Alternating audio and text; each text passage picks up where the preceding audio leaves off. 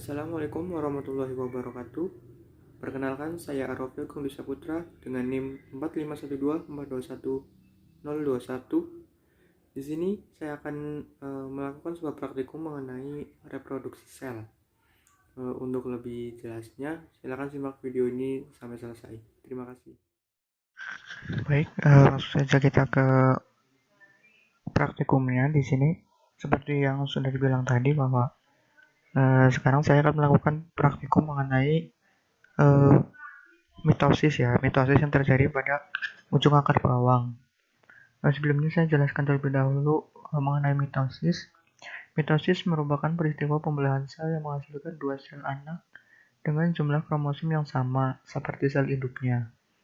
Nah, pembelahan mitosis itu hanya terjadi pada sel eukariotik, sedangkan sel prokariotik eh, tidak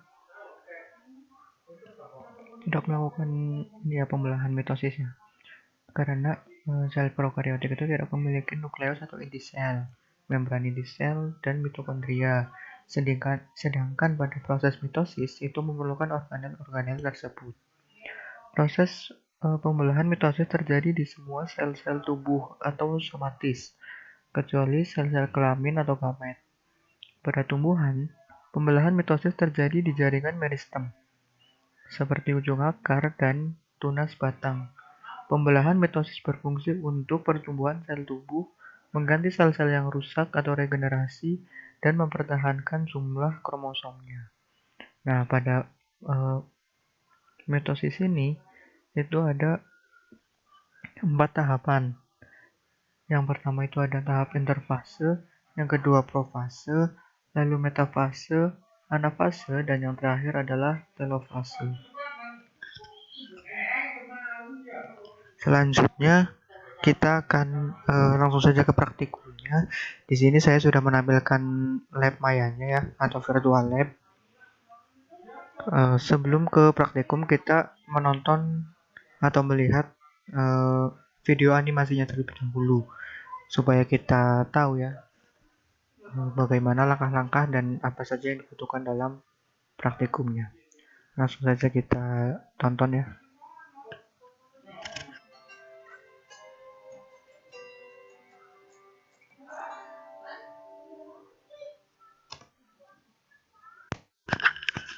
Baik, itu dia videonya, video animasi yang sudah kita tonton ya. Selanjutnya kita ke simulator. Di sini di simulator kita akan mengamati hasil dari uh, ujung akar bawang merah tadi yang sudah dipotong dan diolah sedemikian rupa supaya bisa di. Baik, ini adalah ujung akar bawang tadi ya. Saya menggunakan 40 perbesaran 40 kali.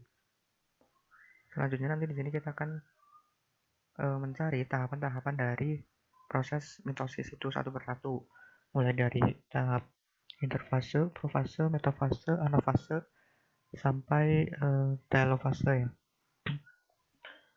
Karena di sini kurang jelas, coba kita menggunakan perbesaran 100 kali.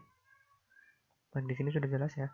Selanjutnya kita cari yang pertama itu adalah tahap interfase.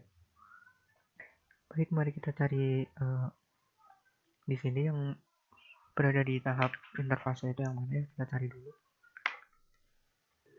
Baik, di sini sudah kita temukan ya, di sini ada tahap interfase, yaitu pada bagian ini. Pada bagian ini di mana interfase itu nukleolus dan nukleolus itu tampak terlihat jelas. Jadi inti selnya itu terlihat jelas ya di sini yang berwarna ungu tua, satu titik ini adalah inti selnya. Jadi ini tahapan interfase ya. Lalu lanjut ke tahapan yang kedua yaitu tahap profase. Di sini coba kita cari untuk tahap profase ya.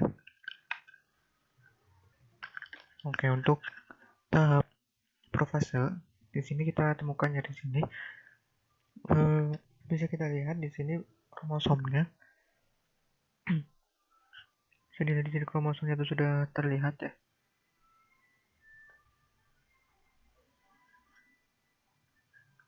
Ini yang di atasnya. Lalu ini yang titik kecil ini adalah inti selnya tadi. Baik, itu sudah temukan untuk tahap profase. Selanjutnya adalah tahap yang ketiga, yaitu tahap metafase ya. Jadi di sini kita mencari bagian tahap metafase ya di gambar ini di mikroskop. Oke, sudah kita temukan ya di sini yang termasuk ke dalam tahap metafase itu seperti yang terlihat pada gambar ini. Ini ya.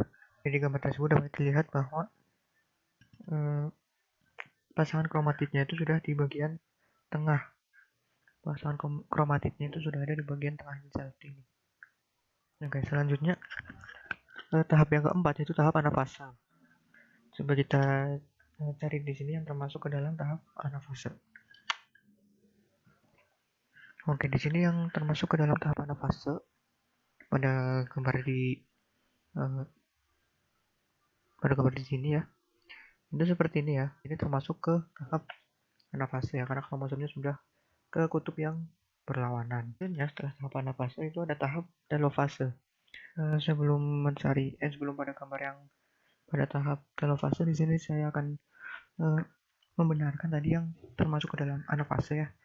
Untuk yang termasuk ke dalam anafase ini yang seperti ini, dimana keduanya itu sudah menuju ke kutubnya masing-masing ya. Sedangkan untuk telofase sendiri atau untuk tahap terakhir itu kan kromosomnya itu sudah sampai di kutubnya masing-masing. Benang spidalnya sudah menghilang dan membran intinya juga menghilang ya. Terus dua kelompok kromosomnya itu sudah terpisah.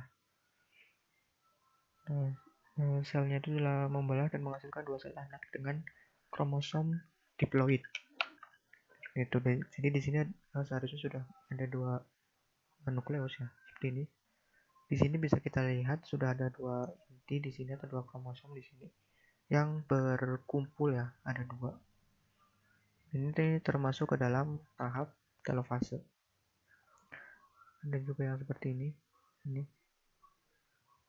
Ini sudah diploid ya, atau 2N seperti itu.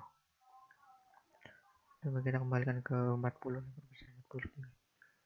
Dan di sini kalau seperti ini sudah terlihat jelas semuanya ya. Di sini ada telofase, terus ada kurang jelas ya. Kurang jelas di sini. Jadi untuk lebih jelasnya kita pakai yang 100 kali aja. Baik, untuk praktikum biologi dasar kali ini sudah selesai. Praktikumnya mengenai reproduksi sel dengan menggunakan virtual lab. Sudah selesai. Mohon maaf apabila banyak kekurangan atau ada kesalahan dalam mengamati ya, atau kesalahan dalam menunjukkan gambar pada laboratorium virtual ini. Saya minta maaf yang sebesar-besarnya. Wassalamualaikum warahmatullahi wabarakatuh.